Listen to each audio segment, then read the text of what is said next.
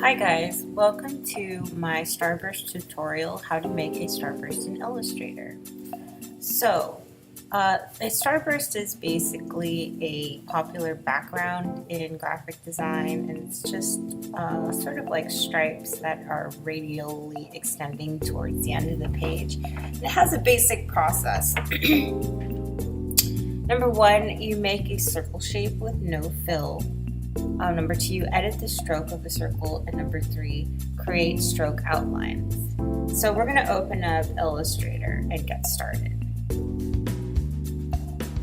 So the first thing you want to do is create a new file, and then go to the print tab, and then you're going to have select letter size, title your file, doesn't really matter, I'll say Starburst.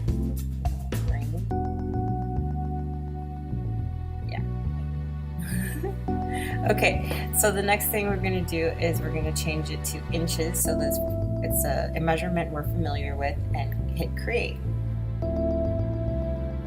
Okay, so the first thing you want to do is create a circle shape by going over to the rectangle tool, holding it down, and there's going to be a drop down panel and then you want to click ellipse tool. And then you want to put your cursor in the middle and hold Option Shift and then drag to the end of the page, and that's going to make a perfect circle. So the next thing we're going to do is we're going to edit the stroke up in the options options bar, and kill the fill, which is this little red line. It means there's no color in the middle. And then we're going to pick a color for the stroke in this drop down swatch menu. I choose and then we're going to pump that stroke up by thickening it up by increasing the value, and you're just going to press the upward facing arrow until there's no negative space within the middle of the circle. Okay, so once you've done that, you want to go over to the stroke panel, which is underneath the stroke word, the word stroke. Just click it and you're going to hit dashed line, check the dashed line, and then you get a starburst. So you can manipulate it at this point by putting values in the dash gap. So for example, I can make tons of little stripes by using a smaller value. So let's see. Tons. I think that's too much. And you can also manipulate the negative space between. So you see there's more negative space than stripe. And you can sort of just play around with it to see what happens, but I really like this kind of balanced look. Equal stripe, equal negative space. So then the next thing we're going to do is we're going to hit the selection tool and enlarge this so that it extends past the boundaries of the page by clicking and dragging one of these corners while pressing the Option key. So that's what we're going to do.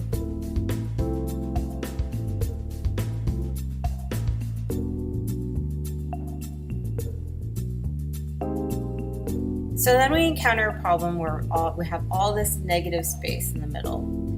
And that's just because the computer thinks that it's still a circle with a set stroke with thickness. So we're going to go to Object, Path, Outline Strokes to prevent that. So then when we enlarge this object or scale it up, we don't have that situation happening.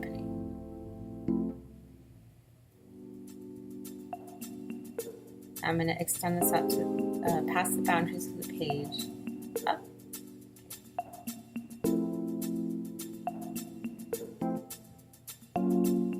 There we go. Okay. So if you want to create a background color, you have to go over to the rectangle tool, click it, and then you want to click and drag from corner to the corner of the document. So you're making a rectangle. Then you can change the color by coming up here to the options bar and then picking a swatch you like.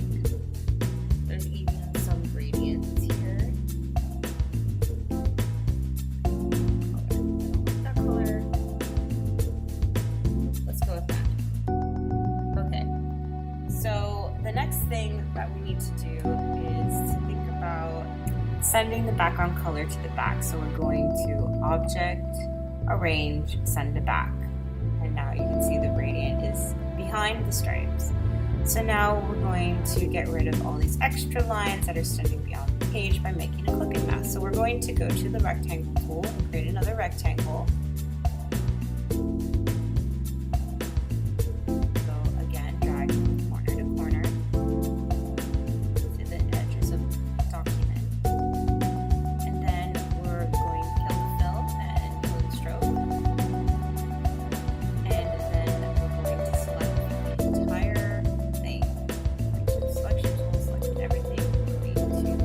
Object.